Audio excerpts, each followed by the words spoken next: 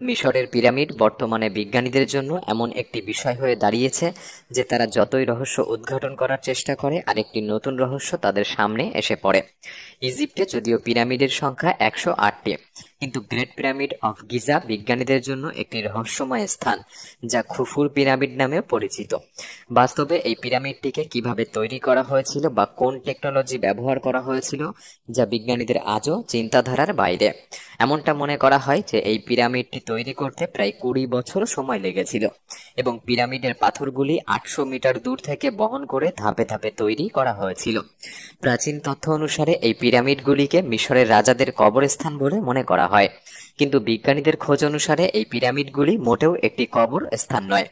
আজকের দিনে গিজার পিরামিডটিকে দেখে যদিও একটি পাথরের স্তূপ বলে মনে হতে পারে, কিন্তু বিশেষজ্ঞরা মনে করে প্রাচীন সময়ে যখন পিরামিডটি তৈরি করা হয়েছিল এর চারিধার পলিশড লাইম স্টোন দিয়ে সজ্জিত ছিল, যে কারণে এর উপর যখন সূর্যের আলো প্রতিফলিত হতো পিরামিডটি উজ্জ্বল হয়ে উঠত এবং এর সৌন্দর্যকে আরো বাড়িয়ে তুলত। পিরামিডের উপরিভাগে যে খালি অংশটি আজ দেখা যায় তা একসময় সোনার ক্যাপস্টোনে সজ্জিত ছিল, যা একইভাবে সূর্যের আলোকে প্রতিফলিত করত এবং অনেক দূর থেকে পিরামিডের চূড়াকে দেখা যেত। কিন্তু সময়ের সাথে সাথে পিরামিডের পলিশড দেওয়াল নষ্ট হয়ে যায় এবং মাথার উপরে থাকা সোনার ক্যাপস্টোন চুরি হয়ে যায়।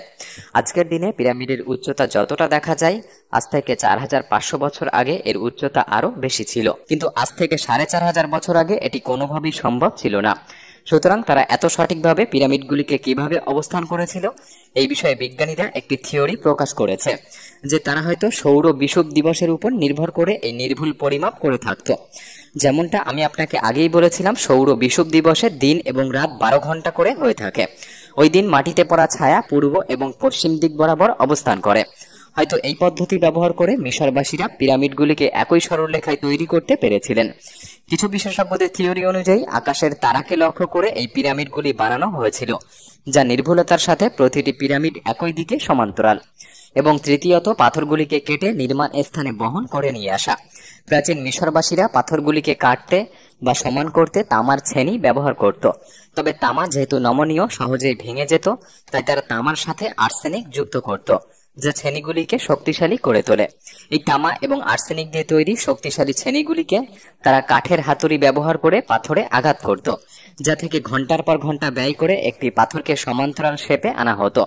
এবং বেশি শক্তিশালী পাথর যেমন গ্রানাইট, এগুলিকে তারা ডোলেরাইট ব্যবহার করে ভেঙে থাকত। শক্ত এই পাথরগুলিকে ভাঙার জন্য তারা একটি বিশেষ পদ্ধতি ব্যবহার করে থাকত। পাথরের ফাঁকা অংশগুলিতে কাঠের টুকরো ঢোকানো হতো এবং জল দিয়ে ভেজানো হতো।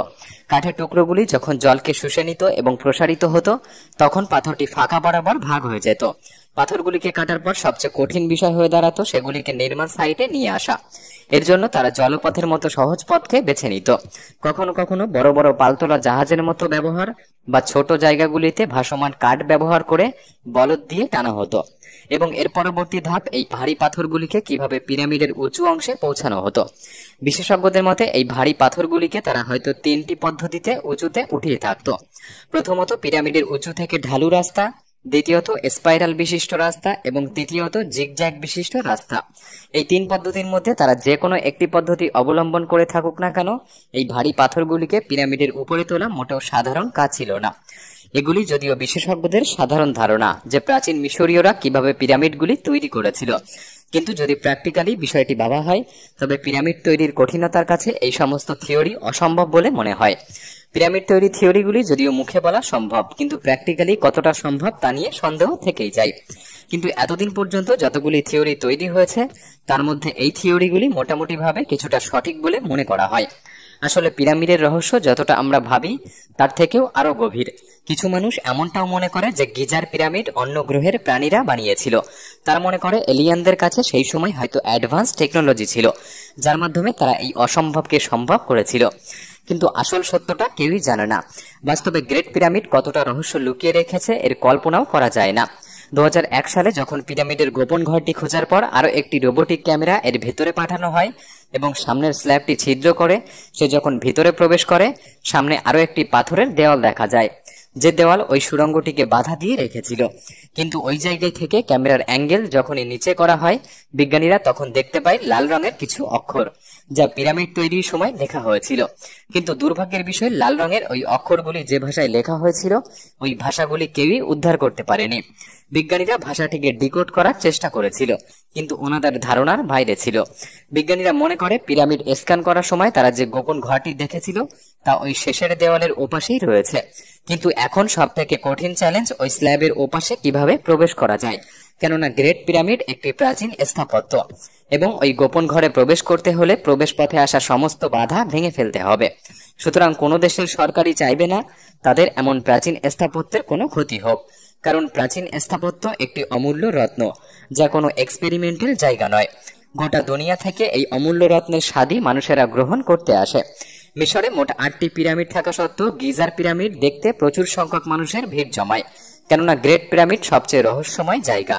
না জানি এমন কতগুলি রহস্যময় ঘর গ্রেট পিরামিডের ভিতর লুকিয়ে রয়েছে, যা ইজিপ্টের সরকার হয়তো কোনোদিনই সেই রহস্য উদ্ঘাটন করতে চায় না। তারা হয়তো চায় মানুষের কৌতূহল বজায় থাকুক। হয়তো সেই কারণেই মিশরের প্রাচীন পুরাতত্ত্ব মন্ত্রী জাইহাওয়াস গ্রেট পিরামিড থেকে পাওয়া কিছু সন্দেহজনক জিনিস গোপনে চুরি করে নিয়েছিলেন। আসলে ভবিষ্যৎ বলতে পারবে গ্রেট পিরামিডের ভেতরে কি রহস্য লুকিয়ে রয়েছে। গ্রেট পিরামিডের মতোই এমনই একটি রহস্যময় জায়গা রয়েছে, যে জায়গা সম্পর্কে পৃথিবীর সমস্ত মানুষের কৌতূহল কোনোদিনও শেষ হবে না।